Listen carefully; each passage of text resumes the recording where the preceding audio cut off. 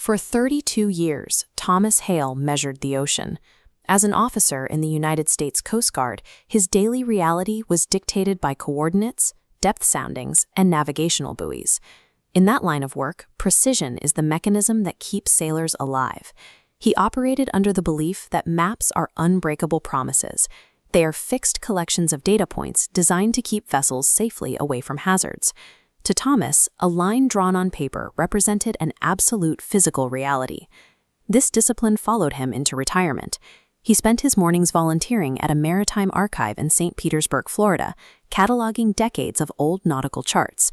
It was a predictable, quiet routine.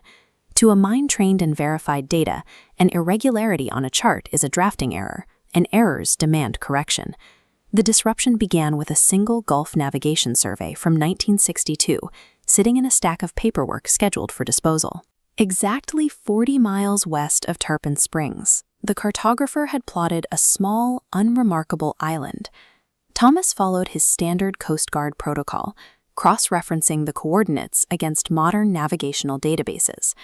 Modern satellite imagery of those same coordinates reveals a stark contradiction. There is nothing there but open ocean. His training refused to let a potential navigational hazard go unverified, triggering a deeper hunt through the archives to identify the source of the mistake. He spent the following week manually pulling hundreds of undigitized Gulf surveys, looking for any other instance of the error. The island appeared again on a chart from 1978, then again on one from 1991. These were surveys conducted by entirely different crews, decades apart. The data was consistent. Different cartographers had documented the exact same landmass at the exact same latitude and longitude over a 60-year period.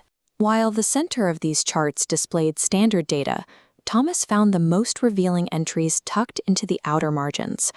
Beside the standard depth soundings, surveyors had written specific observations: visibility poor, and Lucid Divide observed 0617 hours. One handwritten phrase appeared with rhythmic frequency: crossing possible at dawn. These were not isolated errors. Thomas had found a series of intentional entries left by his predecessors, documenting a location that modern sensors could not find. Thomas needed physical proof. He rented a small center console boat and motored 40 miles out into the Gulf, chasing the coordinates from the 1962 survey.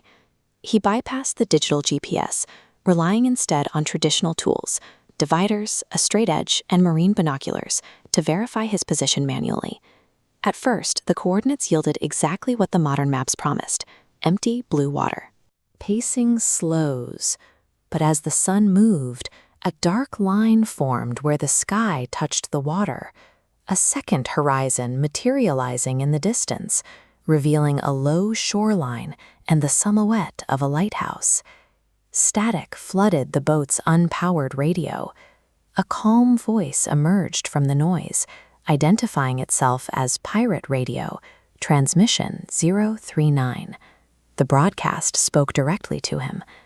"Good afternoon, cartographer. We were beginning to wonder if you'd make the trip." Thomas sat in the sudden silence of the Gulf, struggling to reconcile the empty water with the image still burning in his retinas. For an officer who lived by verified data, the existence of a disappearing landmass was a direct threat to his logic. He turned back to the notes in the margins, the only framework left. He realized the coordinates were accurate, but they required a specific temporal window, the dawn mentioned in the logs. The maps weren't wrong about the space. They were documenting a specific moment in time. This was the phenomenon his predecessors had been circling for 60 years, the Lucid Divide. The Lucid Divide represents the conceptual threshold between what is scientifically recorded and what exists beyond the reach of sensors. It suggests a reality that is larger than the data we use to measure it. This realization forced Thomas to abandon his rigid Coast Guard mentality. He had to accept that the world was not a series of fixed points, but a landscape that only revealed itself under certain conditions. The anxiety he felt over the missing island dissipated. He found himself at peace with the fact that his charts were incomplete. He chose not to conquer the mystery. He didn't return with a survey crew or a radar team to prove the island's existence to the archive. Instead, he returned to his desk and picked up a pencil. He began leaving his own handwritten entries in the margins, ensuring the chain of notes would continue for the next sailor. Thomas realized that an unfinished map is not a sign of failure. It is an invitation to begin looking beyond the horizon.